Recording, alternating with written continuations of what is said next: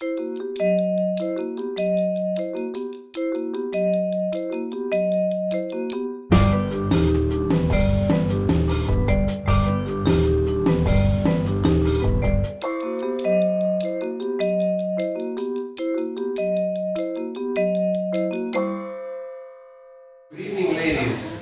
could stop here because the gentlemen, I think we can count on the fingers of one hand. And it's a great pleasure to see all these fantastic women out of their binders. And it's a great pleasure to host for the first time an event in collaboration with the New York City Women Collective. Francis Scott Fitzgerald once said that there are no second acts in American lives, and as you might know, there are different interpretations of that sentence. But I like the idea that the topic that they chose to discuss tonight with us seems to prove the exact opposite, that there are second acts in American lives, and not only in American lives. As you know, Casa Italiana has a very inclusive and ecumenical approach to what is Italian, and some of you might think that this is not a typically Italian topic, and probably it's not.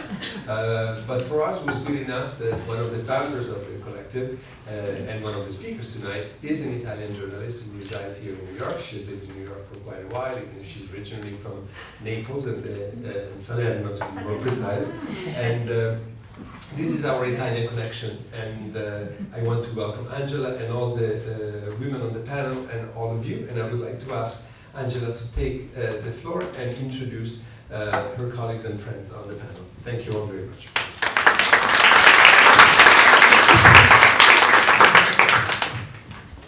Good evening. Thank you for coming.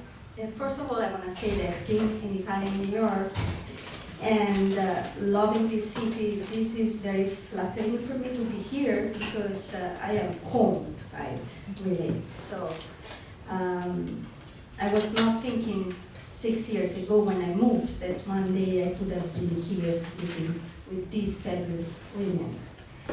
And like a lot of great ideas, the idea of our group comes out of a crazy driving with my great friend Delia Bonfiglio.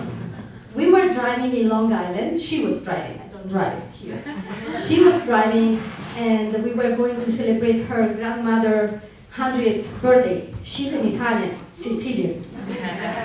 And Delia families adopted me when I moved here, as a lot of other American people that I would never stop to thank, like my friend Jeannie.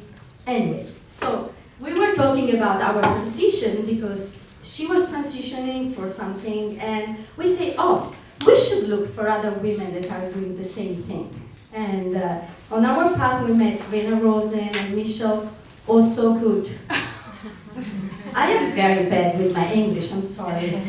And Nicole is gonna moderate the event, and she is another one of the co-founder. And I read, so I don't mess up about what she is. And she's trained as a lawyer, and she's a social responsibility expert, and most recently, she's working on social business consultancy. And because everybody deserves to be introduced better than I can do with my English, I let Nicole to do that. Thank you, Angela.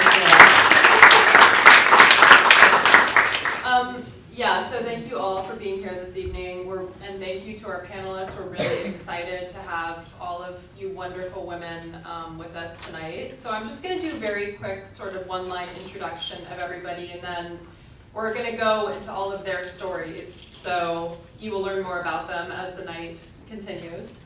So first we have Emme.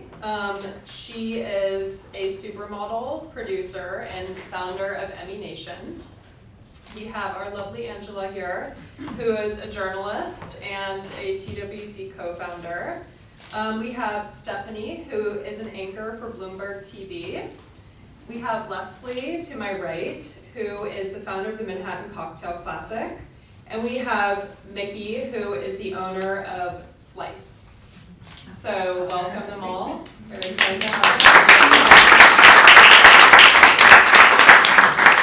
So I'm going to kick off my first question to Emme.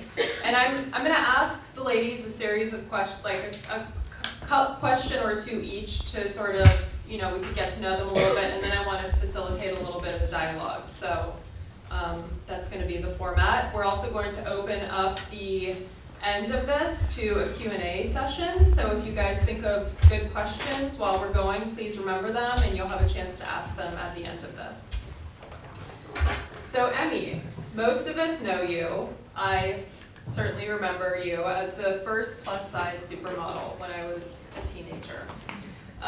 You are now a jack of all trades, running your own production company, starting a clothing line, and creating a TV show and community about a woman's mind, body, and spirit.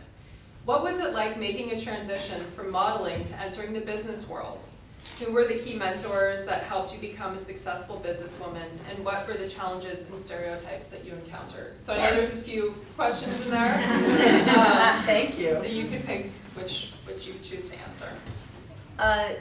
Thank you. It's a very good question. There's so many facets to this question, having to do with coming from beauty, going into business. Do you get credit for your brains? Not really. I had to find out very quickly that no matter what meeting I would go in, and I would have my hair all done, my makeup would all be done, because I'd either be hired as a spokesperson, transitioning just as an image that was for hire, going into more of the on-air work, going into satellite media tours, and then becoming a brand within America. I found that there were times that I had to say, would you like me to come back for another meeting? Because the gentlemen that were in the meetings just couldn't stop looking at my hair and my makeup. And it was very irritating. Because I was very passionate about the women that I was meeting. I was meeting women that were younger, that were middle-aged and a little older, and even right after college too. Women were asking for acceptance. And my background was in reporting, and I was a reporter to begin with, and I crossed the line really early on. I went to the side of social reform. And I saw and I listened and I heard that women really wanted to have products that were not just put into the basement of stores, which if you aren't curvy above a size 12, it is absolutely disastrously hard to find clothing to put on your body if you want to go on a date, if you want to get married, if you want to go to a funeral, if you want to go to a bar mitzvah, a confirmation, or any kind of celebration, and then throw in there if you're petite. It is absolutely difficult to try and find anything. So I was listening. She's nodding. And, right? It's not, I mean, whether you're packaged larger or packaged smaller. So I just started saying, I need to find a way for me to become a businesswoman and encapsulate the passion that I have and take the nuggets that other women have been communicating to me on all the tours. I went around the world a few times with the People of Most Beautiful People issue twice that was nominated. When everybody started saying, oh, well, there's a curvy out there beauty, and I said, well, hello, we're all here. And I put on my reporter hat and I said, what is it that I start with? So I started off with the clothing line, and Kellwood was one of the best manufacturers out there.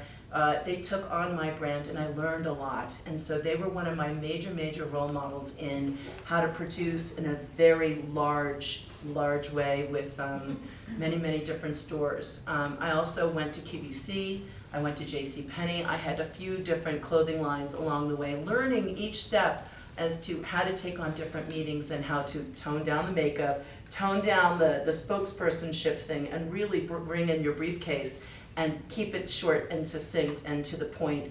And you don't have to perform. You just need to get the numbers there, get the research done, and out the door you go. It's been an interesting journey. It continues to, when I just left government yesterday on very high level discussions on having factory rebuilds and bringing manufacturing in the United States, creating jobs for single women, creating jobs for disadvantaged youths, creating jobs for our vets, and having those kinds of discussions. At this other level, I'm yet in another transition, and I've got to corset myself even more. So my emails are not only like one line now, they used to be 5-6 lines, and I've been trained, get rid of all that nice stuff, just get to the point. So you have to stay open. if your heart calls you to do something different, and there I was, started out, as an athlete, you just have to stay open. You never know what might be knocking on your door, and just do not let fear or roadblocks get in your way. Great. Basic. Thank you. With all that.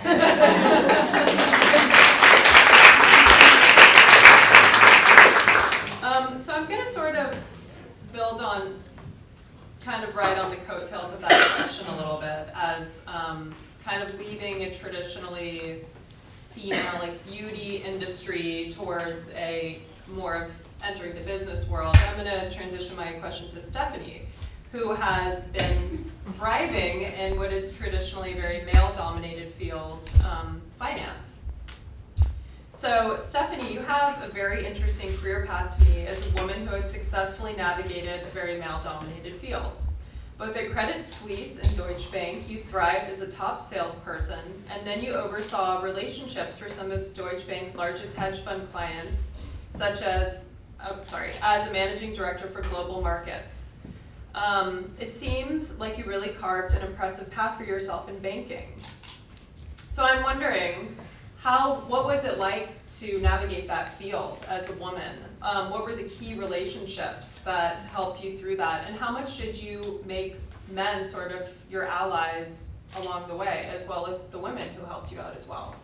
I sort of ended up, thank you for having me, I sort of ended up in banking almost by accident. I originally went to school to study engineering, and after I left engineering school, I was still an undergrad, and I studied abroad for a few years. And while I was abroad, I thought, God, I want to stay in Europe, but I didn't have any money. So I wrote to a bunch of banks because I thought, oh, they have banks all over the world, and I can go work for a US bank in Europe. And Merrill Lynch gave me a job in Switzerland for the summer, and when I got there, the group blew up. So they said, well, there's no job here, but you can go to New York. And again, I really knew nothing about banking, but if you're really interested in traveling and if you're ambitious, banking's an amazing industry. And I spent a summer at Merrill Lynch, and one day I had to make a delivery onto a trading floor. And if you've ever been on a trading floor, you either have a visceral, horrible response, or it's completely intoxicating, because it is physically like a massive football field, and it's sort of the ultimate in power games, right? And there, every day someone's winning, someone's losing. It is immediate risk reward, and for me, it was completely intoxicating. The fact that there were very few women, at the time I didn't notice because I was too stupid to notice because I was 21. But one of the big problems with that, and one of the reasons we don't see women in certain fields, is because there's a notion that you've got to see it to be it. So when you enter a situation and there are people who look like you and sound like you and smell like you, somewhere subconsciously you believe, I can do it because everyone else here can. It's why you see every Ivy League lacrosse player in New York has a great job at a bank. Because when they were 21 years old, somebody who they knew said, hey, you should come work at Goldman Sachs. And they walked onto that trading floor, and there were 30 guys who looked just like them. And one of the reasons we don't see women go into those fields and thrive in those fields is even once they get there, they can't find a mentor, they can't find a sponsor, because they're looking for a path to success. And my husband and I are in the same industry, and not to begrudge his success, but guess what? He walked up, he sat down, and he could say, well, I know what I'm going to do. The same thing these 40 guys next to me did. But for so many women, they look and they say, well, there's no women here with kids, or there's no women here that are married, or there's no women that are sexy, or that embrace their femininity, and they rock up wearing refrigerators for clothes, or they behave like men, or they talk about football when they're not interested in it, or they take up golf. But the fact of the matter is, any really competitive industry, you got into it because you're so smart and hardworking, but somehow women feel like they have to abandon who they are to fit in. If you stay true to who you are, but you work your ass off, that's what's going to help you. And not to say that networking isn't massively important, because it is, but there's a balance between the two. Because if you focus all of your time on the ladder and politics and how am I going to go there and how am I going to get to this event, all of that flies out the window if the work you need to be doing every day doesn't get done. But on the other side, what kills so many women in competitive industries is we don't think to ever ask for anything for ourselves. And what happens is We do an incredible job, but our heads are like this. And we're working and we're working, and we believe, I'm gonna do such a good job, someone's gonna notice me and pull me up. Well, this isn't school.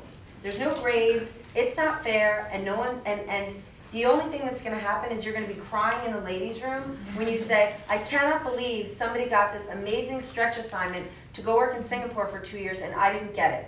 And then when when you're crying your face off and you're walking out to the bathroom and someone's like, oh shit, now I gotta talk to this girl, what's the problem? And then the girl's like, well, I mean, I wanted to go to Singapore. And that partner at that firm is gonna say, well, how the hell did I know you wanted to go to Singapore? You never told me. Right. So there is a balance between the two. And the other thing that's great about working in finance is, when you think about, oh, can I do it? Can I have kids? Here's one of the reasons you can do it, because it pays really well.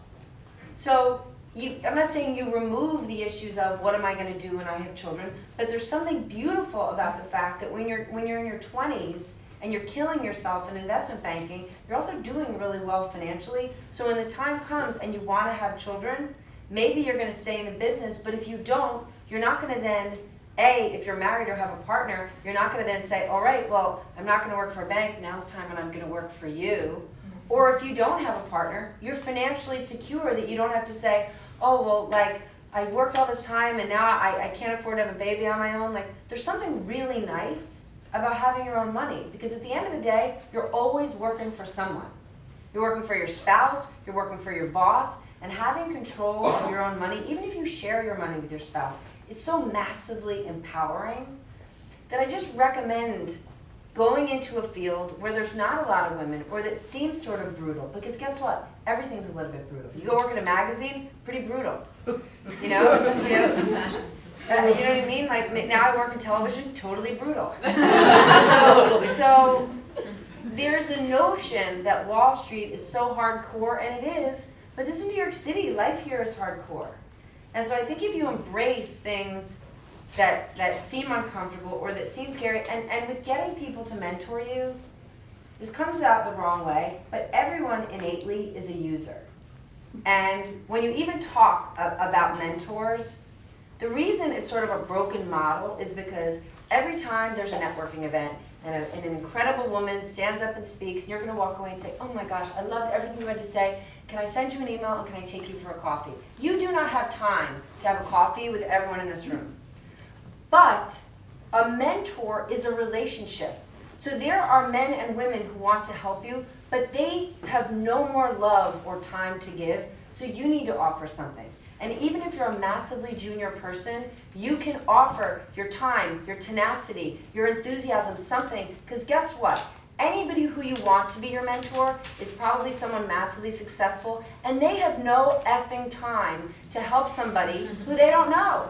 Like, you need to offer something too. And the notion that, well, I'm just going to wait for this fairy godmother to pick me up, or I'm going to go to a networking event, and I'm going to meet somebody, and they're going to find out that I'm from their hometown, and then I'm going to tell them that I am a champion bridge player, and we're going to have this connection, and they're going to get me appointed to a New York City Women's Initiative Council, and then my life's going to change. None of those things ever happen. Like, go to networking events for the cheese and the wine, but if you think your life is going to change, it's just not. It's going to change when you know what your action plan is, and when you go to someone senior or someone accomplished and you say, here's what I'd really like to do, and here's what you've done. I would love if you could help me. Here's a roadmap to it. And go to someone when you're not broken.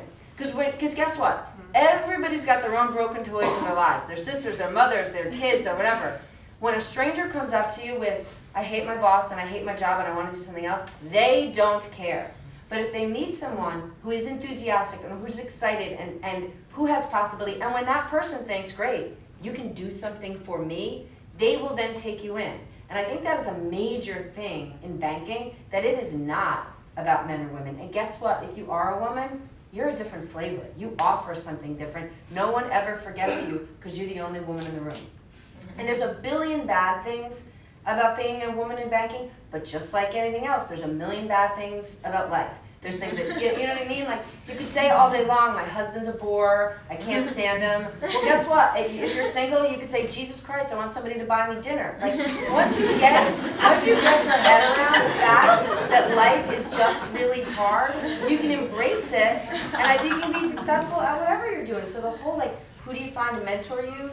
Somebody who is looking for a relationship who you can also serve too. So I don't necessarily think it's a man or a woman thing. And yes, things have changed so much. So it's so extraordinary and beautiful that there are so many women now, and there wasn't 15 years ago, who are committed to helping other women, that we have that benefit. But nobody is looking for little orphans to fix. And if you think they are in this big bad city of New York, time to go to NJ.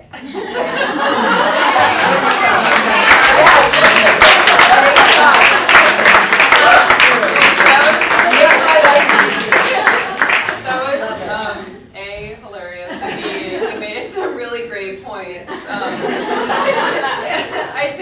I think definitely part of our purpose of being here is to think about how we can become proactive in our own lives about shaping our careers and making it a very conscious effort. And that's certainly something that I've learned along the way, is it's not, especially in New York, relationships are very much two-way here. And I think part of growing up and part of maturing professionally is understanding that and learning how you can leverage your own skills to help another person who will help you in return. So, excellent points.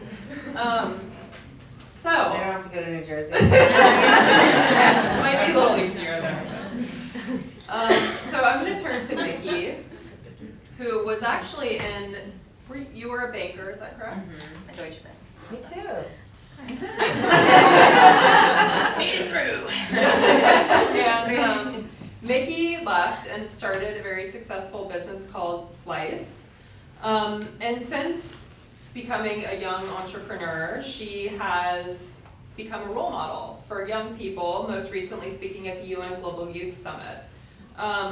So I guess my first question for Miki will be, why did you get out of finance? Why, and what made you think that a restaurant was a brilliant idea that you could successfully do?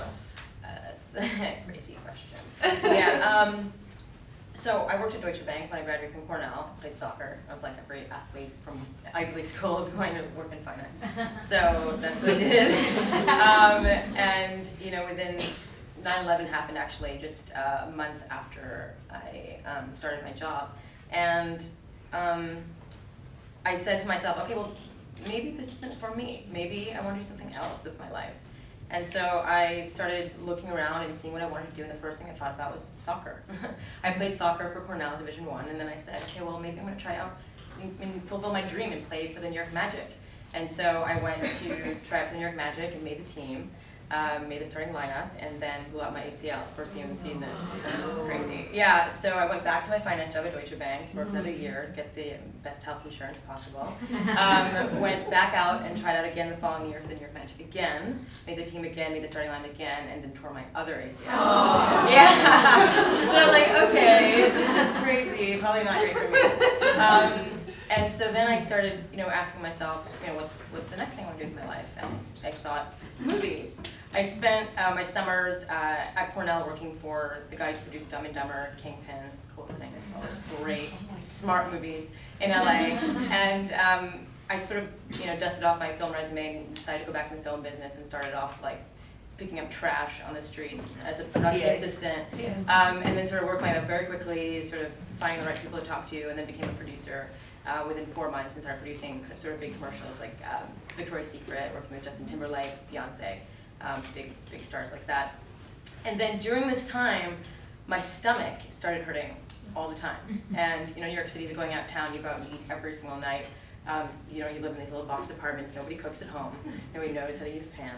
And so, right? And so I sort of went out every night, and then every time I came home, my stomach would be hurting. And I just started, every night I would stay up at night, and then one day I'm just like, enough's enough, like what is going on? And so I went to Auntie Google and figured out that I was lactose intolerant. I sort of kind of discovered that every time I ate dairy, I was getting bloating, and I was sort of, gassy and all that stuff. And I said, okay, well, this is really interesting. And so I kind of gave up dairy and just saw what happened and figured out that actually that was the case. And I told my dad I didn't have to go to medical school to figure that out. Then, I started asking myself, okay, well, what are all the foods I started giving up? And my favorite food that I gave up was pizza, and I was like, wow, pizza, like I missed it so much. And I kind of started digging into the pizza industry and figured out that it was a $32 billion industry. And Americans eat 100 acres of pizza every single day. And That's another Italian connection. Yeah. And it counts. Great book. Yeah, and it accounts for 10% of American food service sales. It's sort of a huge industry, and it's sort of the highest margin business in the food sector. And I was like, wow, this is really interesting. So 1 in 5 Americans are lactose intolerant, 20% of the population. The food revolution was sort of just beginning. Walmart was embracing organic and all natural ingredients, more Whole Foods and Trader Joe's popping up in every major city. And so there was this big movement towards food, and yet the pizza industry wasn't responding. They were Domino's stuffing their crust with more cheese. Pizza was adding more pepperoni and just all this. There was this competitive white space. There was this opportunity. And I said to myself, this is very interesting. I didn't know anything about the food business. I didn't know anything about starting a business. I didn't know anything about raising money. So I just, did the next best thing, which New York City is full of the smartest people. It's the belly button of the world. So I basically started calling all of my smartest friends, and I said, look, I have this idea. Healthy pizza concept. We're going to use, work with local farms, use organic, local, ingredients, natural. Everything is. We're going to have gluten-free, vegan options. Just, I had this idea, but I didn't know where to begin. And so I created sort of a round table, sort of brainstorming session where I created sort of an event where all my friends, who were all in different sectors, came together and sat in a room and sort of spent a whole night coming up with the whole concept. I had my advertising friends, my branding friends, my marketing friends, my interior design friends, my architecture friends, my finance friends, all these friends I've collected over the few years come into one room, and it was interesting because they all had different point of views, which they were able to kind of give me, again, different point of views and how to launch my business. So we came up with the name, came up with the concept, came up with literally every granular detail, and I was like, wow, I have a business. The next step was, okay, well, now what? Okay, I have an idea, but now I have to raise money. And I've never raised money in my entire life. I worked in investment banking and I worked, in the film business, but I've never raised money. And I'm sure that's one of those things that it's one of the hardest things to do. So again, I started kind of trying to do these pitches, I dusted off my banking suit and kind of went to do one-on-one meetings, and I was always nervous, doing one-on-one things. And so I realized, okay, there's a way to approach raising money for me, that worked for me. And it was, you have to be the most authentic version of yourself in order for someone to really believe in you. And I felt like when I was one-on-one with somebody, I was like nervous, just like, you hear a little, and it wasn't me. And so, I asked myself, okay, what am I most me? And, I'm half Japanese, half Indian. I grew up, with an identical twin sister and third sister, a very close family. We used to host, parties all the time at family's house. I was the most comfortable, having dinner parties and having people over and sort of just getting to know people and connecting and not just like sitting across from someone. And so, so I started hosting dinner parties and fundraising dinner parties where I would have, a friend who was a chef I met playing soccer come in, prepare meals. I had one of my British friends with a fancy British accent present the idea for me because I was too nervous. And so, he's like, this is a brilliant idea. So I was kind of like, wow, British guy. I was like, so, I kind of curated these events, these dinner parties when where I was most myself. I was able to really be the cheerleader, which is what I do best, and not necessarily be the person trying to ask for money, which is not my strongest suit. And so, and that's how, these events went, beautifully, people started connecting with each other. I was just watching, connections happen. It was magical. And that's how I raised the money. People were like, when you have a whole group of people nodding their heads at one time, it's sort of like groupthink, right? And if all of a sudden, it's kind of like when you're trying to raise money and it's like that first person who decides to invest in something that all of a sudden everybody follows. But if you're looking around, everyone's like, this pizza's really good. Oh, I'm having a great time. This is beautifully done. All of a sudden, everyone's like, okay, all right, for sure. So slowly, people started to invest. And, you know, it took me a long time. It took me 6 months to figure that out. Like, I bombed so many different meetings, like, no idea what I was doing. And then this is when I realized that my most, comfortable self came out. And as a result, I was able to really, put forth my best work. And then it came back. So I think. Did you make pizza at your fundraising? Oh yeah, I made. So one of my friends, my very first friend in New York, was a soccer player. I met in Central Park, and I invited him, as to prepare the pizza, but also present his, restaurant. He was opening a restaurant as well, so it was sort of like a mutually beneficial thing. And you should always create mutually beneficial experiences for people, because then it'll be more interesting for them to come. So when you create a dinner party for investors or people who are interested in coming to this party, it benefits them too, because they're having a free meal, they're coming to have a free experience, they're going to have a party in a beautiful venue. All of a sudden, it's like everyone's engaged with each other. Okay, so they win too by coming to these things, and so all of a sudden, it's like you start winning buy-in that way. So I mean, it wasn't rocket science for me, but it was what worked for me. So then. After I raised the money, it was like, okay, now what? So I had the money, and then it was about finding the space, finding the right team, and all of that. And it took a long time for me to figure out who the right partner should be for me, who the right manager should be for my business. Like, I didn't know anything about hiring. I thought, oh, that guy has skinny jeans, looks really good. I'll hire him. And I'm like, oh my God, this guy is like a total hipster. He doesn't want to work at all. And so it's kind of like you sort of figure that out, and it's iterative. Like, everything is an iteration. I'm working on a new business right now with my best friend over there, and and it's all iterative, and it's exciting, because it's like you celebrate each part where you're like, okay, well, this happened, and I know it can be better, but at least I put it out to the world and people are responding. Okay, now the next step, and now the next step, and you just keep going. So now I have the restaurant in the West Village. It's it's a beautiful little farm-to-table eatery, and I'm opening one in Las Vegas right now with the CEO of Zappos.com, Tony Hsieh. Awesome. So yeah, so that's sort of the One latest. of many. Yeah. One of many. Yeah. That's really exciting to hear that. So congratulations. All right, so speaking of that aha moment when you the stars align and you realize what you want to do, I'm going to switch over to Leslie, who has, whose career path reminds me a little bit of my own, starting in the nonprofit world and meandering to wine. And I think there was a step in there, a few different pit stops along the way, but she now she's the founder of the Manhattan Cocktail Classic. And so I am curious as to when you left Astor Wines, which you were... Astor Center, sorry. So you left Astor Center and you began the Manhattan Cocktail Classic. Can you tell us a little bit about what brought you to that decision? Sure. So the aha moment, I remember it really vividly. I was with a woman who I had hired as sort of the other person who was running the space with me, and it had been a particularly awful, stressful week, and I was having just one of my daily meltdowns, probably crying in the bathroom. Slept in like 6 days, and she finally just turned to me and was like, Leslie, you work here as if you have any sort of vested interest in this business, when in fact you're just an employee and kind of a badly paid one.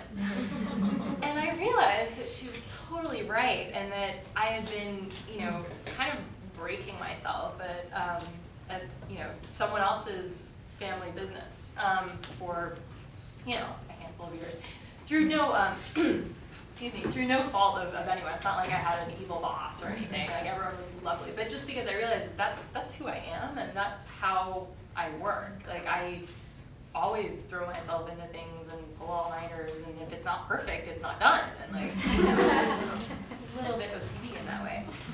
But so I just sort of realized that, God, what was I doing there? And that, if I had something that was mine and I was throwing myself into it as much as I was that, you know, and pulling these all-nighters and, you know, working just crazy, crazy hours and the stress level and all of that, that it would somehow be worth it. So I think that was literally like the week I put in my notice. And you know, I mean, the whole Manhattan Cocktail Classic thing had come about so randomly. I mean, really, my whole life has just been nothing but a series of randomness. I don't know if any of you read, there's this great op-ed piece in the New York Times a few weeks ago that was sort of against the whole idea of a career path. Which I thought was really great. And it was this guy sort of saying, like, you know what, like, if you are one of those lucky people out there who like finds your true calling, good for you. But for the rest of us, that doesn't really happen. You know, not all of us wake up when we're, you know, one day when we're 5 and realize that we're destined to be doctors or lawyers or actresses or whatever. And so, you know, just to sort of be open to whatever the thing may be, it's less about finding the one thing and more finding something that, you know, that you really do love and enjoy. But anyway, so point being, my whole life, very random. And so at Astor Center, which was also a very strange series of occurrences, but so I'd been planning an event, actually the grand opening of Astor Center, and had all of these people who were these, you know, big fancy mixologists on the email chain, literally like scheduling when they were going to arrive and like deliveries and all of that. And one day I just kind of threw out the question of, you know, and by the way, like, why is there no big festival for cocktails in New York City? You know, New York City, I think it was because I was living on Madison Avenue at the time, which is like Parade Alley. And, you know, so every Sunday morning I was awoken at the crack of dawn by like some other parade going up. And I was like, there's literally a festival for everything in this city, and yet not one for cocktails, and that seems weird to me. You know, okay, get back to me about all the other stuff. And then I went to lunch, and then I came back, and when I got back, I had like 300 emails that were not about the event that I was planning and trying to get people to pay attention to. But over the course of my lunch break, they had all collectively decided that this was an amazing idea, and that I should quit my state. By the way, in 2008. I should just quit and start this other thing. And I was like, okay, folks, like, let's focus on jobs. But anyway, but obviously, like, there was a lot of interest and enthusiasm, and so, you know, fast forward a year later, when I was kind of at a point where, you know, I had this epiphany that I was like not working for myself, you know, working as if I was. I, you know, remembered that, oh wait, I had this idea a while back, and there seemed to be a lot of people who were interested in it. And I just realized that this was one of those times in life where someone was literally handing me this opportunity on a silver platter. You know, I knew the right people, I had all the right connections, the timing was right, and that I would just be an idiot if I didn't go after it. And so it's not because, you know, I don't have any particular obsession with cocktails. That's sort of the dirty little secret. People get me in there like, so what's your favorite cocktail? I don't know, or beer. Like, don't tell anyone. But anyway, but so point being, this opportunity was presented to me, and so I just had to grab it, and I certainly had no clue what I was doing. You know, I had some experience in sort of events and running educational things and all that, but, you know, I had to find great event producers. You know, sometimes people also think that I'm like some glorified party planner, which I'm definitely not. Like, I'm not good at that either. But I'm good at hiring good people to do that. Anyway, so yeah, I'm trying to remember. Oh, the aha moment. That was the question. But yeah, I mean, there have been, you know, 1,000 more aha moments. I mean, every day. You know, I'm sure everyone can relate. You know, you just realize that you've been banging your head against a wall over and over and over, and then suddenly you're like, wait, I don't have to do that again. Like, I can just stop banging my head against that wall. Go bang on another one. Cool, thank you for that. Not banging your head against the wall, but for your insights. Very interesting. Angela. So, this panel is obviously about career transitions, but I think it's also about major life transitions. I know I uprooted and moved from California almost 3 years ago, and it was a very difficult transition for me. And I wonder, I know it was an interesting transition for you, so I wanted to ask you, what made you decide to up and leave your life in Italy, where you were a successful journalist? You you hosted your own national show on politics, and you came to New York. What inspired that? Because I thought I deserved to be happy. And I was not in Italy because I am always amazed when I listen, and now, especially now that I am involved with the group about women, because I know that there are always challenges for women all over, but you don't have any idea how difficult it is in Italy. Because in Italy, we had 17 years of government of Silvio Berlusconi that completely trashed women, and there is no hope for women besides if they act like men or if they are protected by men, if they are married or if they are escort or if they are fiancé or if they are anything of this. So I was born in a family that is, my dad was, now is retired, he was a railway man, and so my mom a housewife, but my dad a proudly communist man, don't be scared. In Italy it's not so, can you hear me or is it the mic? In Italy it's not so scary like it can be here. So my dad used to tell us, you have to study, and you have to be the best. If you are the best, you can get everything you want. And I trusted him, and I studied a lot. I was always, very successful at school.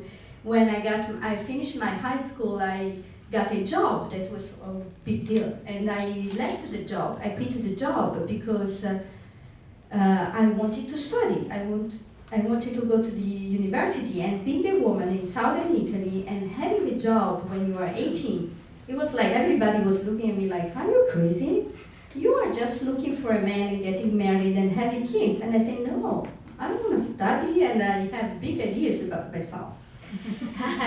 But every big ideas I had about myself, and I worked a lot about that, became very difficult to realize because every time, so many times, I found somebody saying, well, you're good, but do you have somebody that can sponsor you? Or your dad is a journalist? You want to be a journalist? Your dad is a journalist? Your uncle? Your friend? And I say, no. Okay, I'm sorry, we don't have a job for you. So anyhow, and I was listening to you because I was not crying and not whining for a long time. And for this I had a pretty good career. I read in TV, so I was stubborn, and I am.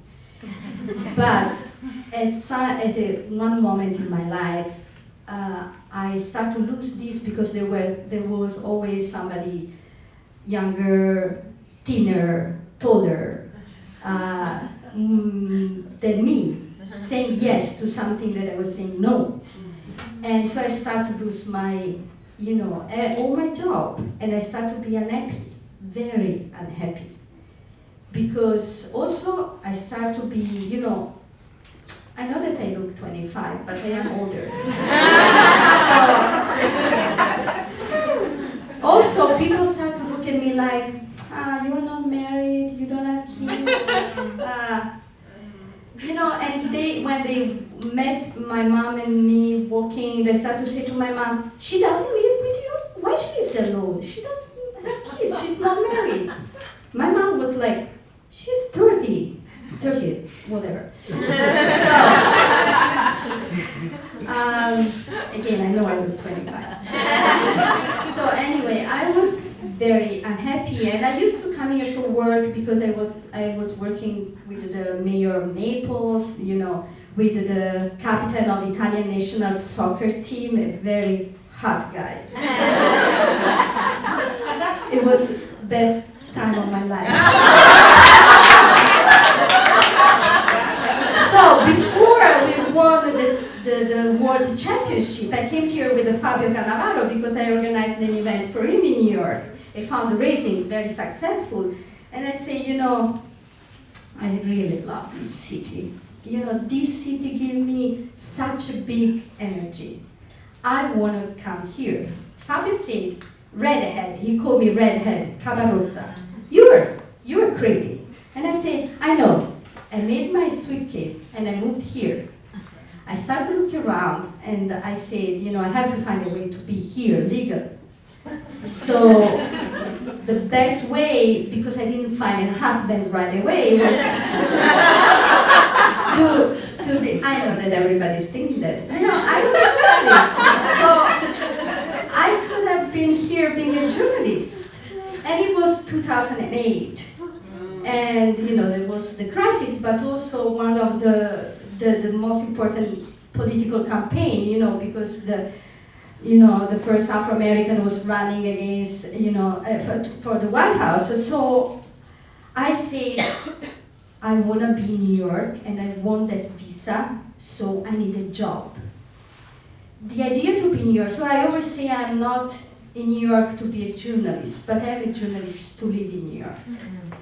That was the first thing that made me stop whining, because at a certain point I started to do that. My life is over. My life is over. But I came here and I needed that F-word visa. So I started to beg for a job as a journalist. And I didn't know that I was good. I forgot that. But I am damn good. So, thank you. So I got my first freelance job. I got my visa. I moved here with my dog, Dorothy. And not so funny. First night I was crying and saying, what did I do? I didn't know anybody here. I didn't have friends. So I kept crying. And I said, oh my God, I miss everybody. And I went to the supermarket. I didn't, because I cook twice per day. I am Italian. But I went in the supermarket and I was not able to shop because it was so big and I was lost for everything. So, but even if it's kind of weird, but I started to read this book, The Audacity of Hope, of our president, at that time a senator running for the primary. And the more I was reading, the more I started to think, yes, I can, really. It was not just about politics, it was about me. I started to think what Stephanie was saying.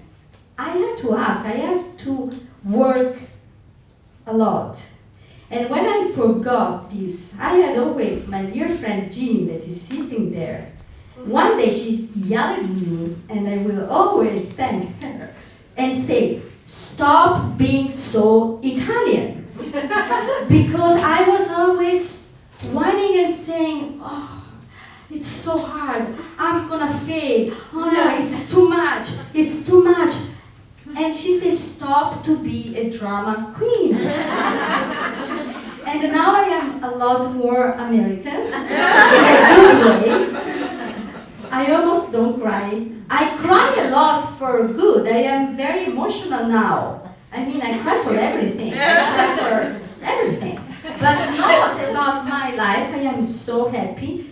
And when we started the group, one day I was living in Harlem. I was very depressed. And there was this girl of the group saying, oh, I just rented this place in Brooklyn. It's a beautiful 51st. And she said, I was worrying about the rent because it was too high, but I said, I want this apartment. I'm gonna look for more job because I wanna keep this apartment. And I found more job, and I said, I wanna do the same thing. I went home, I called my landlord and I said, okay, I'm going away in 2 months. And 1 week before I had to go away, I found my place. That was higher than my possibility, but I said I can find more job, and I start to apply with every magazine, with every radio, and I got more job. And that is amazing when you believe that you can do what you really want to do. Sometimes I'm very moody and angry and depressed and scared. I am scared every single day. But this is my strength to be scared and to know that I'm scared. This is what made me, come here and being happy. Everybody asks me, are you happy? Yes. And this is for me the best thing that I can say, I am happy. So that made me the transition. And Dorothy, my dog, is very happy because we live close to Central Park.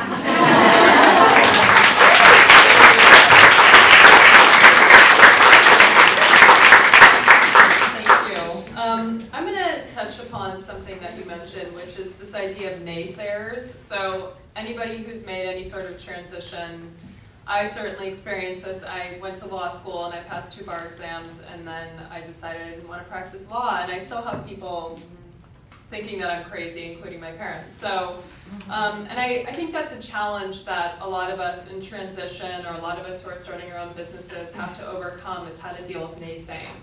So I'm going to turn this back to Leslie, because I know she's had some issues with naysayers.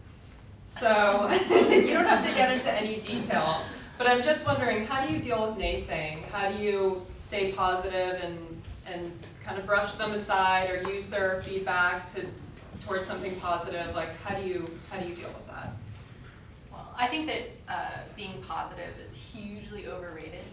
I think, so I really am a total hypochondriac, and I actually think that as a self-starter in whatever career, or as a business owner, that's a really good quality to have.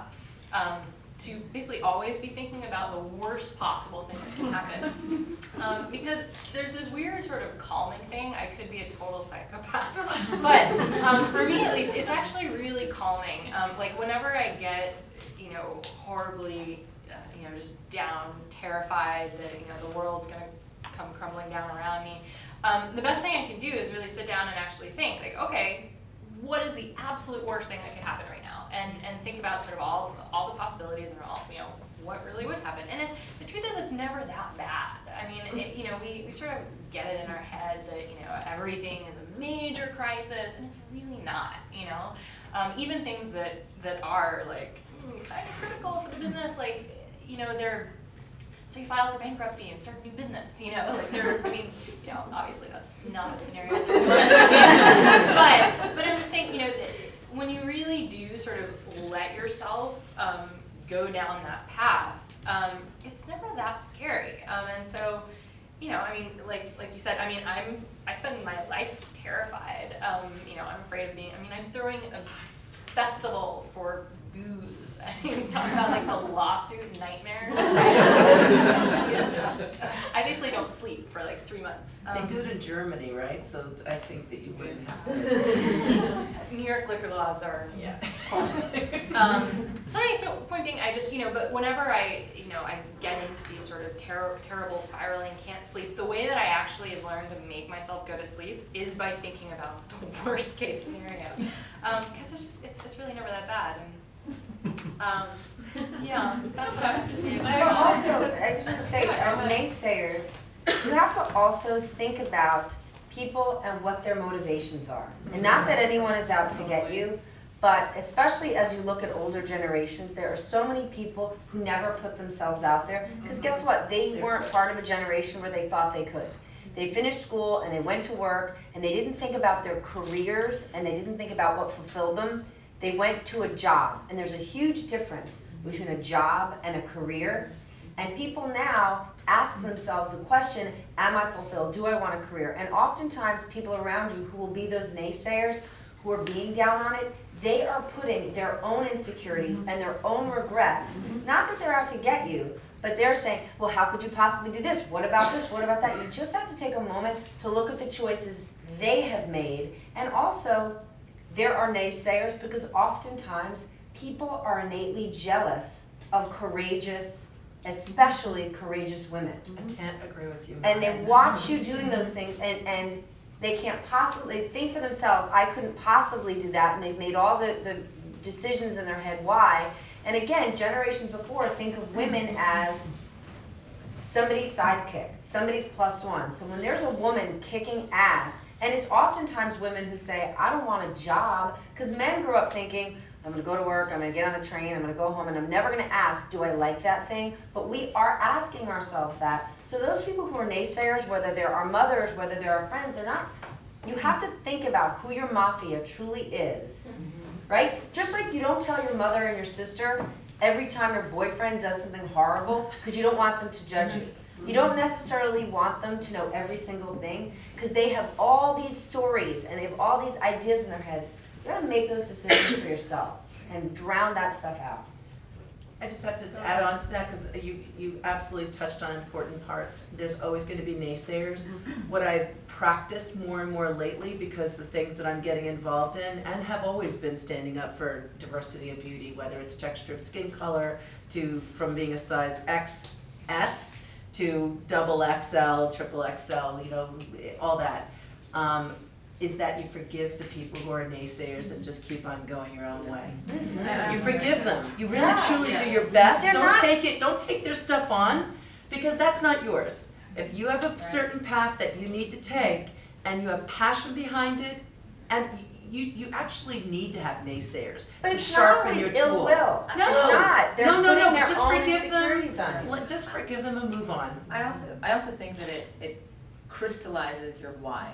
Like, why am I doing this? And if someone's telling you that's bad, it makes you really believe why you're doing something. I think it's a beautiful thing when someone's like, don't open a pizzeria in New York City because there's a billion of them.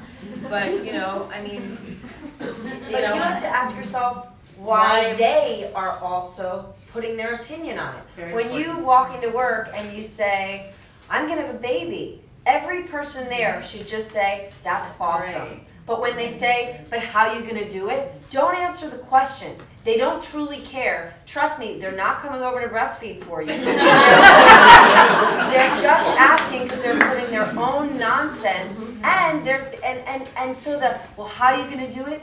Just step back and not say to yourself, why are they asking? Yeah. They don't actually care. If I can, So also true. when you are so determined to do something. I mean, my mom one day, long time ago, said, we were fighting, so she told me, why I don't have a daughter like everybody else, getting married. That, you know, had an husband and kids and made me a grandmother like your brother. And it was one of, you know, our worst moments. But the day I told them I want to move to New York, looking at my dad, because my dad was always the one say, you can go, you do that. He was always on my side. He said, no, you don't have to go. And my mom, I would never forget, told me, you have to go because you are not happy here. That is your place. So my mom, that is a woman that was not able to go to school, from southern Italy. I mean, she never worked in her life, and you know, her dream, of course, was to have me there with kids around, you know, and living my life and loving me, of course, but also seeing how determined I was in being happy. She finally was on my side, and she's my best supporter, and now also my dad. But you know, it was funny that moment, because I was looking at my dad and I found my mom. So she changed it through me. So now she thinks that she's lucky having a different kind of daughter. I think there's also an interesting way to kind of transform the naysayers, and every time they say something negative, you're like, so this great thing happened to me today, and then they're like, oh, she's not biting, she's not taking, yeah, she's not like, because like the whole point is they want to kind of like get you on your, you know, and if you're just like, get you where they are, and if you constantly just be optimistic and positive, because you have to be those things when you're starting a business or you're a woman in business, you know, I think it really, you know, it shifts the way that they think, like, okay, well, she's not. All right, cool, then great, you're happy, great, you know, because you're not going to take. I think it's important for, if there's a naysayer, you know, can't say something, you just change the subject to something positive, and that's it. It'll completely go away. I think it's a successful method that worked for me. Cool. And Stephanie, can you just tell us why you decided to go into journalism? Because I always wanted to be on TV. I think banking is an extraordinary business. I absolutely loved it. But I was always interested in working in television. And one of the great things about finance, and so many people say, I'm gonna go into banking and then one day I'm gonna pursue my dream. And they don't, because it's an addictive business. Because they become addicted to the lifestyle and they work in organizations where they feel like, this is what I do and my job defines me and my job can't exist without me. And I can't exist without my job. And I used to go on CNBC as a guest to speak about the markets and to speak about women's initiatives. And this is sort of a very cool story. It really is. So I used to go on CNBC quite a bit. I always felt like, I'm sort of interested in this, like in the back of my head, but I was never really pursuing it in any big way. And then last spring, I was giving a speech for a nonprofit called the White House Project, which is a women's leadership organization. And after, the board was all having lunch. And the founder, who's a woman named Marie Wilson, who's an incredible woman, was talking about what incredible strong, and people who are involved in women's leadership initiatives are pretty fatigued. There are just, now I'm not saying they're over it, but how many times can we just beat the table and say women need to get ahead, but there's still only 20 women leading Fortune 500 companies. And there are 50% of the people who graduate from school are women. 70% of the purchasing power in the United States are women. And we get more women to stay at work through having children and the whole work-life balance stance, but at the true tops of industries, across all industries, women are massively, massively underrepresented. And oftentimes women, when they're called a minority, they're compared, they say, women and minorities. And Marie Wilson was talking about the 50 most powerful black men in the United States. And she said the 50 most powerful black men in the United States are far more strategic than we are, because they devote 10 to 15% of their time to truly helping one another get retail deals, get media deals, get restaurant financing, get corporate board seats, because they identify we're this extraordinary group, and if we don't help ourselves, truly help ourselves at very senior levels, because there's a huge difference between having a mentor and having a sponsor. And having a sponsor is a very intimate relationship of someone saying, this person is so good, I stand behind them, and I think not they should get a job, they should get a seat on this corporate board. And the first corporate board you sit on, you're gonna sit on 10 after it, because it's just that one shot. And she said women at the most senior levels need to think about what they're truly doing for one another. Because when, I'll just use a banking example, every time a company in the United States does an IPO, does a debt offering, an African-American leader, oftentimes it's Jesse Jackson, will call that corporate CEO and say, when you bring that deal and you give some of that deal to Goldman Sachs and JP Morgan, it's important for you to give a portion of that deal to a minority-owned firm. And it happens. It happens because strong men who believe in their community push this initiative. And women don't have that lobby yet. There are amazing women that we look to, like Sheryl Sandberg and Hillary Clinton, who we admire, and it's no knock on them, there isn't a woman yet, there isn't a group of women that pick up the phone and say, JCPenney's, carry that line. Still, unfortunately, there isn't someone. And so Marie in this room said, listen, nobody in this room is Jesse Jackson, nobody in this room is Hillary Clinton. But every woman in this room is very senior in their field, and they're all in different businesses. And I want every person at the table to say what they want to do in their next chapter, and someone has to get them there. And it was my turn, and I didn't even know what my answer was going to be. Honestly, I was like, I don't know, like play tennis with George Soros. And I said, I think I've always wanted to work in the media.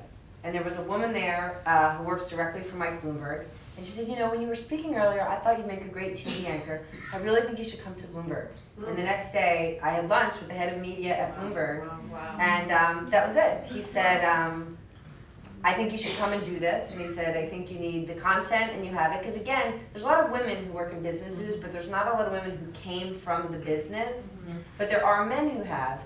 And I said to him, listen, I'm coming from a really legit job. I can't come there and give you a Dow Jones Industrial Average update at the end of a row, because if this doesn't work out, I need to go back to my real life. And I said, I know this is a huge ask, but I kind of need you to, I need to get you to give me an anchor job. And he was like, but you've never been on TV. And I was like, I get it, but like, I'm gonna die, you're gonna die, we're gonna do it together.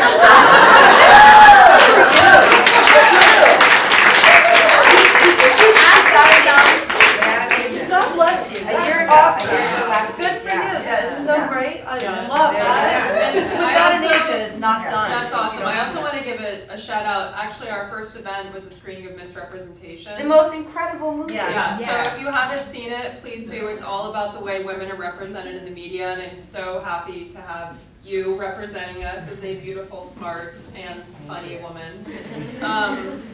So I'm actually going to turn it over to audience Q&A. I would love to hear a lot more from all of our panelists. Unfortunately, I don't want to be doing all the talking. So we're going to have a couple of mics going around, and please don't be shy with your questions, or else I'll have to keep on asking them. So,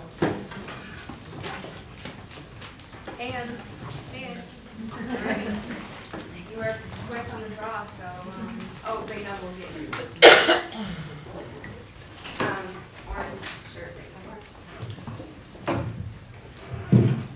Hi everyone, thank you for this event. I think it's wonderful to listen to all of your stories. My question is for all the panelists. I know Leslie mentioned that you had an aha moment, and you talked about a book where there's not a typical, or an article that there's not a typical path in life for most of us. So how does one discover that aha moment, or their calling in life, or their true passion?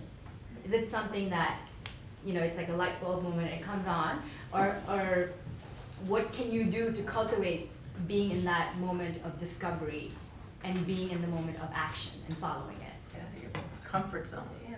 Well, I think I also think necessity is the mother of invention in some instances. I mean, for me, it was I couldn't find a sort of comfort food that was good for me and tasted good, and so I couldn't find it. I couldn't find a pizza that I could actually stomach and my body handled. And so for me, it was just sort of wanting the food that I knew and loved so well, but sort of transforming it into something better for me. So I think necessity sometimes is. Well, I just think it's important, you know, I feel like in this country, there's this myth of finding your one true passion in life. And yeah, like for most people, that just doesn't happen. You find something that where like enough of the sort of circles overlap between, you know, life balance and feeling intellectually stimulated and feeling like you're doing something positive in the world and making money and living where you want, and like hopefully those things line up in some way that is, you know, doable. And that's kind of it. You know, again, I think there's a portion of people who do have that one thing that drives them, and that's what they want to spend the rest of their lives doing, and that's amazing, and I'm kind of jealous of those people. But you know, for everyone else, I think, you know, we need to sort of shake this idea that like that's going to happen, and you know, instead like just look for like, you know, when are you happiest? I mean, I want to like go back and just punch the like career counselors at Harvard and be like, you guys were useless, like, so useless. But really, like, because the questions that I think that people need to think about are like, you know, it's really banal stuff. Like, do you enjoy talking on the phone? Do you enjoy spending time in spreadsheets? Do you like making PowerPoint decks? Like, these are the things that, you know, that are our job. Do you like do you like pitching people? I mean, I've realized like, hey, my job is basically like sales. I mean, all I do is try to get money from people. Every year, over and over, I have to raise like a lot of money. And you know, it's, you know, I like to think I've become good at it, but it's really draining. And I don't think that's, you know, necessarily I don't think my calling in life is being a salesperson. But anyway, getting off topic. But so point being, I think like, you know, to sort of shake this myth of the passion, instead like figure out where are you happy, and like the days, because you know, everyone has different good and bad days of their job, and like figure out, okay, the days when I come back from work feeling energized and good about myself, like what did I do, like literally, what were the really sort of Granular. At a very, very granular level, and figure out what that is. And you know, not everyone needs to go like start their own business and, you know, take over the world. Like Or try to be perfect. Right. We've got to stop trying to be perfect. Because we already are. We are so this whole thing of being the good girl. No good girl makes headlines. I mean, it's seriously, you really have to. You have to get out of the comfort zone. You have to try a lot of things and try the things that make your heart pump. I didn't really think that I'd get into manufacturing, possibly getting into manufacturing on a very large level, until I was having very big box meetings with very large retailers. And if I know that I represent 62 million women who are above a size 12, I started thinking about a lot of things at one time, and started thinking the aha moment for me was, if I have an opportunity to make $1 off of 62 million women who are going to be buying my clothes, possibly because I've been in a hiatus with personal issues and health issues that are now, thank God, I'm healthy and well, knock on wood. But if I were to make a legacy moment for my daughter and her friends, and possibly for other women that I love to speak with and to and hear and listen, I said, what am I going to do now that we need jobs in our own country? Now that we need to really pick some things up, what can I do? How can I make a little bit of a thumbprint in this and maybe motivate hometown USA to think the same way? And it's a waste. In my opinion, I know many of us feel the same way. When I see our vets come home, men and women who are so technically trained, they're not being put to use. They're not being put into these incredible jobs that and I see, and when you go to shelters and you see women who are single moms who have just had the husband die, or have, they've been disadvantaged in some way, and the system is just not helping them. I think I got hit too many times this last Christmas, and I just said, what can I do? How can I make an adjustment? And once again, being open for the aha moments, because they're there when you really get raw. When you forget about being perfect or saying the right thing in a meeting and fucking up. Really, you gotta fall on your face sometimes and forget about if your hair's perfect or right or whatever, and ask for help. You have to ask for help. Somehow to get you to that place where you go, I get it. So, and that's when you'll get your aha moments, when you're not trying to be perfect, but trying to make money, do the right thing, and put your head on your pillow at night and feel really good about it. And one of the best parts about that is, in the United States, you have the opportunity to do that. The American dream genuinely exists. You live it and you're not even American. And the fact that we forget about that and we sit in jobs and lives that we're unfulfilled in this country, you have the opportunity to get loans and get support and get education and get scholarships, and you can vote.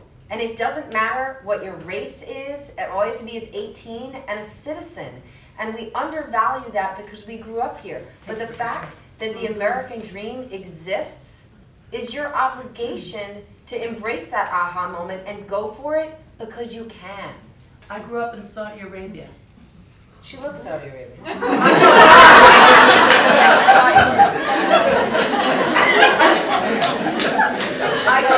your point, I grew up in Saudi Arabia, and my mother almost got kicked out, could have gotten kicked out of the country, because she was tutoring an Arab woman, one of the Saudi men's wives that were working in Aramco, in our living room, and I was told to leave immediately. Like, I couldn't be in my living room to see her face, because if I saw the faces, I could be pulled into an interrogation.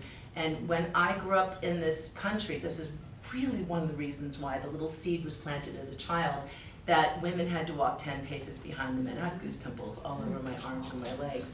But women who were the cattle of the family, where they wore all the gold up to here, under the black, under the burqas, and they were, if they were sick or unhealthy, they would still have to walk around with the gold on their bodies.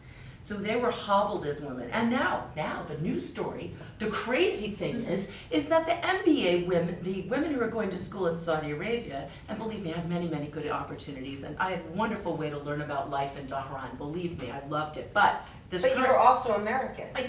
Yes, and I didn't have those certain situations. Those women don't even have the aha opportunity. Never. So one of the reasons why I do the things using my voice when it's not the most comfortable thing to talk about on national TV, mind you, and why I don't get a lot of opportunities with a lot of corporate sponsors, yet other corporate sponsors adore me, because I am using my voice. However, in Saudi Arabia, they're pulling MBA awardees, the women who have gone to school for 2 years, 2 months before they're about to graduate, and say, oh, no, I don't think you're going to graduate, because the women are doing better than the men, because they've been striving and working hard, because they've got more of that that you were talking about, the African, the top 10 African, the top 50 African American business leaders are coming together and working. The women in Saudi Arabia were doing that. Now the government is pulling that away and shifting. Can you imagine two months before your graduation? No, you're not going to graduate. So we in this country, it's our responsibility to really falter, fail, do whatever the heck it is, but get to our dream and our destiny. If you don't use it, you'll lose it. It's huge. It's big time.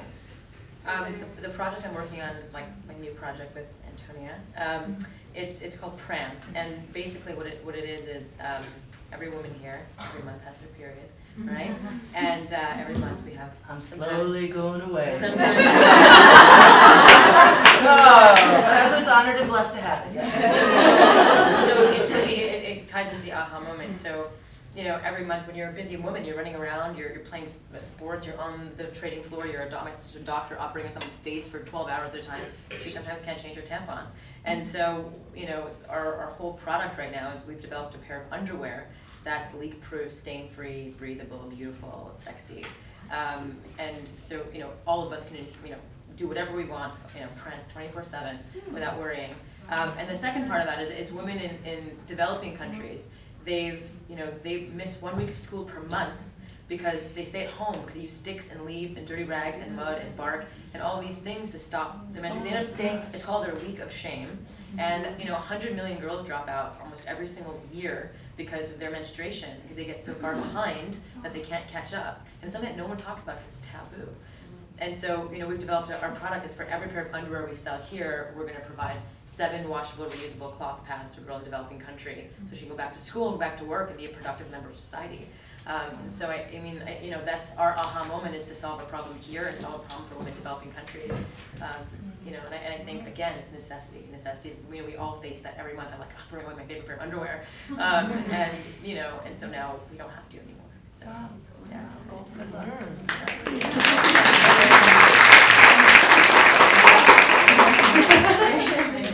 Another question. Hi, thank you very much for your contribution. I just want to go back to, you talk a lot about how do you respond to people around you who are not supportive or who are. I want to know the moment of while you're making the transition, you're all positive, you know you're going to make it, you're working towards your idea. However, that previous job is still there and you still don't know how long it will take you until you actually can be on your feet. How do you deal with not going back? It's so hard because the work's so expensive. Yeah. I personally, this is probably not the right advice. But truly, I've watched so many people go through this, and just take the leap. I kind of wouldn't say that to anyone. Like, that's some really kind of screwed up advice for people living in New York City, where it's effing expensive. I think that there's a difference between taking the leap of blind faith that something's going to work out and I'm going to find my passion and the job's going to okay, if that works for you. But I think that really there's nothing wrong with being a little bit more sort of a little bit what's the word I'm looking for? Practical about making these career transitions. I think that there is a way of sort of keeping your day job and figuring out what is that next thing. Okay, so I hate what I'm doing. That's fine. You can still do it. Everyone, it's very easy to sort of check out at work. And use your free time to sort of cultivate what that next step is going to be, so that then it's not like you're just doing a free fall off a cliff and hoping for some parachute to come out of nowhere, but that you can actually step into something, and so it's less scary and it's less. Again, there are many people out there who who have succeeded doing it that way, of just like, making the jump and it works out. But, I don't think that there's anything wrong with saying to someone maybe do it in nights and weekends for a little while and then go whole hog. Like, it's just I such a did scary completely city. different. No, and it's amazing. It like just scares the shit out of me. Because when you move in another country and it's hard to get a visa. To have a visa, you have to figure out how, and you have to every further step you move in one direction. It's so hard that you don't even look behind. It's at the beginning, it's hard, it's sad. Everybody who moves here at the beginning, like I see a lot of my friend just moved, it's kind of hard and dramatic when you are not, you don't have the best job, or you don't move here because you're working for Citibank and you move from Rome to New York. It's easier. I'm not saying that it's easy at all, but it's easier. But when you move because you want to change and you don't have even an idea what you are going to do, you don't know anybody. The beginning is hard. But it's still better than. Yeah, this is the only thing. I feel better here. I feel good in New York because I can take the subway at 2. The subway, it's all night. I am, I look around and I see people that are not rich and they can go to school and they get a loan and they go in the Supreme Court. That doesn't happen in Italy. So it doesn't happen. I talk about percentage. Of course, there are cases in Italy too. But the percentage I so admire this country for the opportunity, for the sense of democracy and meritocracy that you have, that you don't have any idea. One thing I don't like about this country, and then I miss about Europe, that is the lack of healthcare, because this is not human. This is disrespectful for the human rights. This is being European, you feel a lot of this. But the sense of democracy and meritocracy and opportunity, that you don't realize that, because like Stephanie said, you are raised this way. So at the beginning you don't think about anything. I was not talking with my people in Italy. There was a few months that I was only on Skype, talking, sitting, waiting like a desperate to see my friends, to talk with my family. But then you stop. In one moment you have to focus and you have to embrace the new life. You have to learn how to speak English. You have to make yourself be understood from other people. You have to get friends. You have a desperate need of human contact. So you are so focused in your next step, you don't look beyond. Otherwise, you go back home. Because there is this transition that is hard. But at the end of the day, when you go in bed, you say, I am happier here. So this is. But you have to be optimistic. Yeah. I mean, you have to. Like, if you're going to go into your business or start something, or there is a leap of faith that's going to happen. It's kind of like that little image where it's like your comfort zone and where the magic happens. They're two separate bubbles. But you've got to, if you want to go where the magic happens, sometimes it's really outside your comfort zone. So it's most of the time it's outside your comfort zone, which is okay. It's better than the other option, right?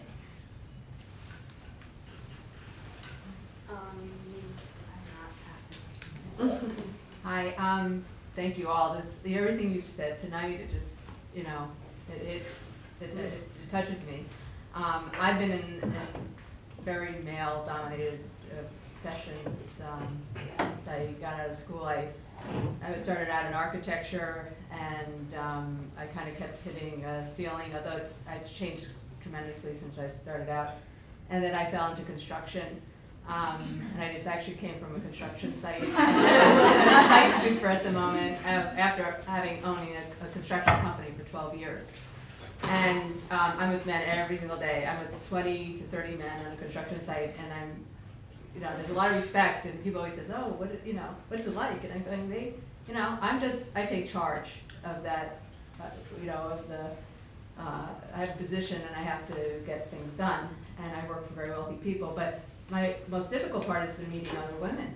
And that's why it's very exciting for me tonight to listen to all you, because I live in Williamsburg, and I have learned a lot. Hey.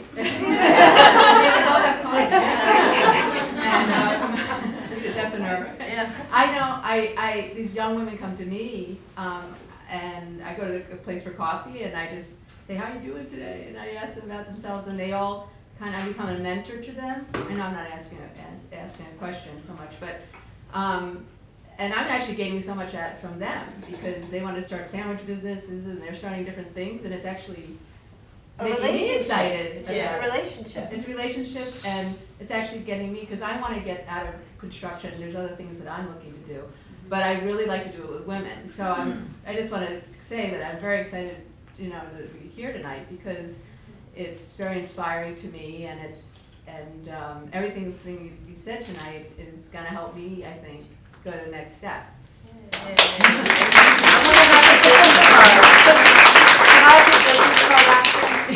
Because there might be a lot of construction in my future. But I'll give you my name. I'll give you my business card. Okay. Here? Michelle. Oh, that's you, Rena. She's closer to you. Well, first I want to just thank you. This is just really incredible.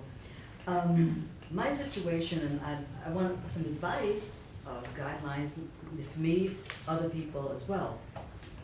I've been out of work for about 3.5 years with just a few temp jobs. And I felt that God was, pushing me to, just now focus on what I really love, which is the performing arts. But it's really scary because now I'm realizing that I have to meet up to the level of some of the people in it. And the fact that I love a lot of other things too, creative things. So I guess my basic question would be, here I am pursuing this, and I'm, going to go for that. But the question I have is about if you want to try to get jobs with the use of some of your talents, is volunteering a way, or how, or if there's an organization, if there's any, Get coffee. if there's any, but if there's any, Get in. But volunteer, if you want to be part of an organization, but I guess if you're not sure where you want to be, that's it's a great way to do it, right? Okay. Everybody likes people working for free. So volunteer at an organization that you think that you are interested in. You then get a free look, and they then get a free look at you.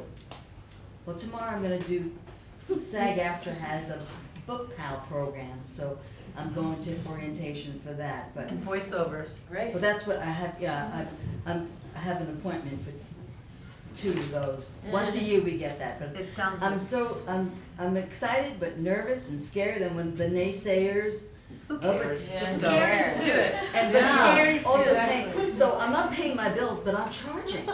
That's part of the American dream. Well, I mean, that's getting me scared now. But I'm going to keep charging.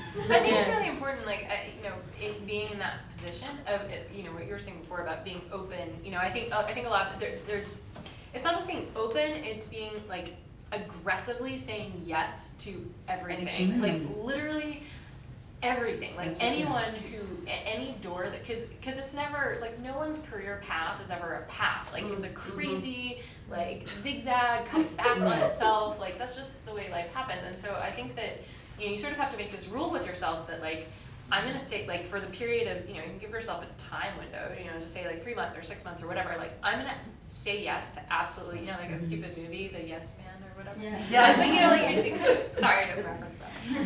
But it is important because it's not gonna be the SAG thing tomorrow. It's gonna be that you're gonna be at something totally unrelated, and you're gonna end up getting a drink at the same time with someone else whose sister works in whatever, and that's the way it happens. And so, But you can't have you have self-doubt in your voice. You can't have self-doubt Yeah, because right, yeah. everybody is only innately, Positive, right. we all want to be around winners. Right. And whoever they're going to pick, they want to pick the winner. They don't want to pick the person Right. who's I think I can do Lifting up. this. So hate yourself at home. But as soon as you leave the house, you are the most Make it till you amazing, make it. incredible voice. person I alive. really want to thank you because as you're speaking, I'm thinking of all the things that I used to write down, of things I really wanted to do, like a whole list of things when I grow up. You've Well, the never great had thing is it? when you're You've not never working, done you got the time. I just did a children's theater and I'm mostly a vocalist. I'm a jazz person So and I do sing it. and So I you sing can the choruses. you can pay bills, you know, on weekends doing weddings or things So, like that, where you yeah. can, you know, still be responsible, Algonquin but is then go great. for, you know, go for what you. So, but, anyway, I just really want to thank you so much. Good luck. Thank you, good luck. Good luck.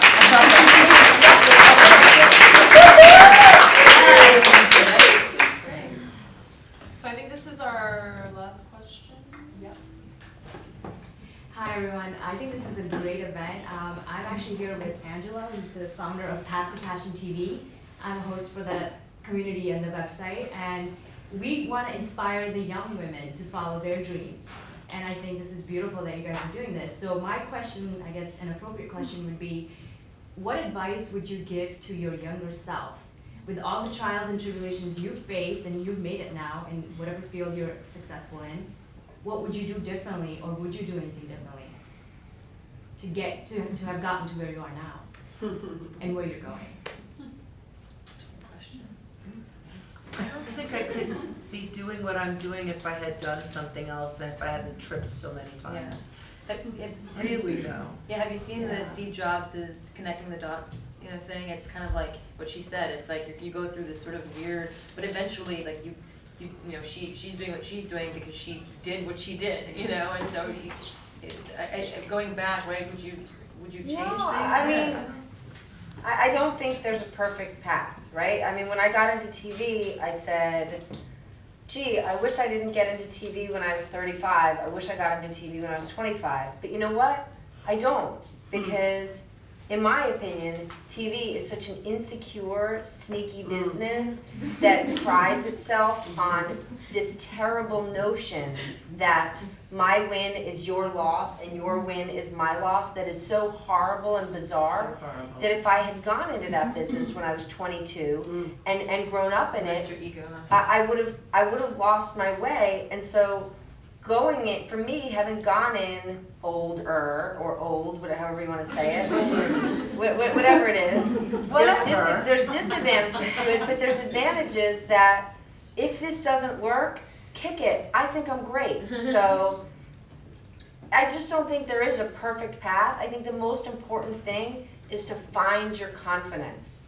And some people have the benefit, Angie has the benefit that she has such a close relationship with her family that she knows every single time she picks up the phone, someone in Italy is going to say to her, I love you.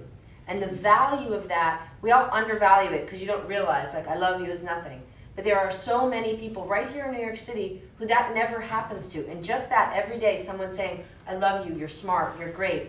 It's inside of you and you start to believe it, right? And just having that, you came to New York and you felt like, I don't know what I'm gonna do, but when you picked up the phone and you knew someone would say, but I love you, that's enough. So there isn't really a perfect path, but it's really about finding your confidence. Talking to the younger girls, you see that there's a lot of what is the mean girl kind of thing that's going on, and when you have a chance, if anybody's graduated, anyone's that's like a little older than, like, you know, 40, go back. Even when you're 25, go back and talk to the kids in elementary school, middle school, and in high school. Share your journey. And the one thing that if you can, give back to these kids, to be good to one another. Be better for themselves. Be nicer about themselves when they look in the mirror so that they can be better to their friends. That is a huge problem with kids today because the parents aren't happy and they're not bringing home the bacon like they used to, so guess who gets kicked? The dog, the cat, and the kids. Unfortunately, that's one of the biggest problems that we have. So for kids to have the emotional nutrients, like the emotional toolbox, to open up and say, oh, I feel good. And for parents to say, I love you. For better things to happen within the confines of where kids live more than in the household, we need to have these kids to be nicer to one another. And it's really vitally important, or else we're gonna have a big problem of entitled kids trying to step on top of everybody. And when I'm trying to find an intern that's like almost saying, you want me to do what? I was like, out. I went through a few things this summer that was eye-opening as to what's getting out of college these days. Yeah. Well, it's also Maslow's hierarchy of needs, right? Like the first step is like being clothed and having, you know, the next thing is love. Like if you don't have love, then you can't progress as a human by yourself if you're not loved. So it's the same thing. It's like you have to have someone tell you. It's got to start though from here. Yeah, and so that's so the whole like, are you a good mother? Are you good at your job? Are you a good wife? If you are happy, you're good at all of those things, right? Your child is not, I can only hope, isn't going to remember who made their bed, but they are going to remember if you were happy. So beating yourself up that maybe you hate your job or maybe you haven't done this, you have to stop beating yourself up and learning to love yourself. And when you do, all of the things sort of fall into place. I mean, nothing's perfect. Life is awful. But you gotta just make it through, and you're not gonna make it through being negative or down on yourself. And you're not gonna make it through expecting others to make you feel good. Because no man is gonna do it for you, no mother is gonna do it for you, no one else, but you have to do it for yourself. They're all doing it for themselves. Yes. They're all busy trying to take care of it. So if you're waiting and waiting and waiting, you're gonna have to come back another time and figure that one out. Do it. Just fall off the edge, fall on your face, but maybe you might fall on your feet. And maybe it might flow for you. Who knows? You'll never know unless you do it. But you don't want to like have that thing in your stomach. You know that feeling of like, oh, I wish I had tried that. Yeah. Don't you hate that? That stinks, man. That stinks. One of the things that helped me, and sometimes I get challenged because, you know, I want to face my weakness. So I went to the gym and I took this class that is called Intensati with this woman, Patricia Moreno, that I love. What's it called? I'm sorry. Intensati, that is intense. Sati is an Indian thing. Oh, okay. And you have, So it's an eating class. I see. no, but it's two-part class. You have to think that I love you guys. I mean, American people, but sometimes I think that you are funny. So, but I went to this class, and for a long period before that, for my something, I didn't look myself in the mirror, never. I went out for years and didn't take pictures, you know, I had my thing. And it's not crazy, but some. So I went in this class, and you know, I was like looking at those people, taking this exercise, because I wanted, my dream was to be thin. It was a dream. Now I don't have any more. I love myself. So I went there and I saw those people doing this exercise like Marines, you know, like, and yelling these things like, I want it, I want it. And I was like,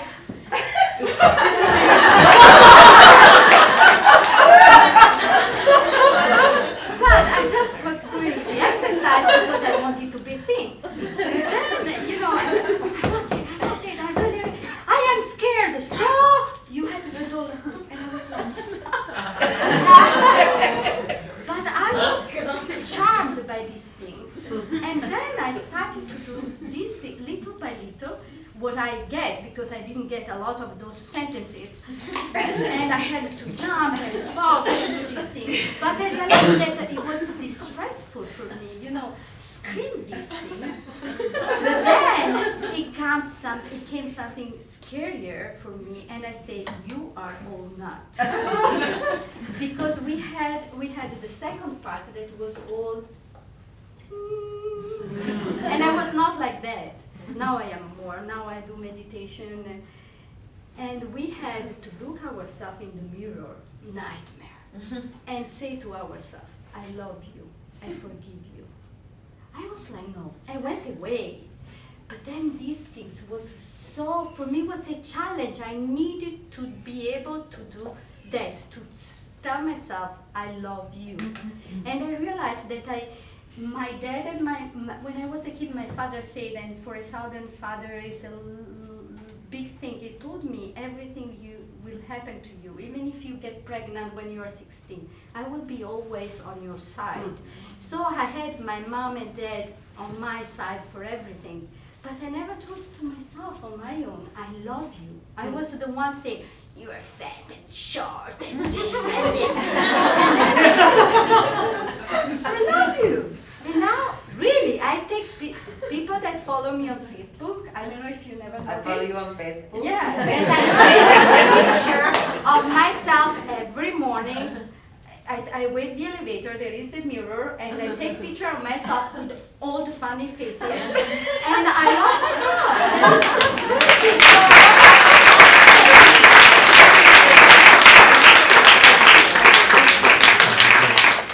All right, we are gonna wrap this up. I just wanted to, well, first, thank you all for coming. Second, please connect with us. You can find us on Facebook, Twitter. We host events on a regular basis, and we're always looking to grow our community. And I just wanted to read, this will take 30 seconds, from a really, really wonderful Harvard Business Review article from a couple of months ago. If anybody wants it, I have a PDF that I will ignore all licensing agreements and email to you, so please let us know. But it's called Disrupt Yourself, and it's about bringing disruptive innovation to your own life. So here's a quick little tidbit from it. The status quo has a powerful undertow, no doubt. Current stakeholders in your life and career will probably encourage you to avoid disruption. For many of us, though, holding steady really means slipping, as we ignore the threat of competition from younger, more agile innovators, bypass opportunities for greater reward, and sacrifice personal growth. We give a lot of airtime to building, buying, and investing in disruptive companies. They are vital engines of economic growth.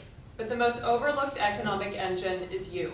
If you really want to move the world forward, you need to innovate on the inside and disrupt yourself. So thank you all for coming.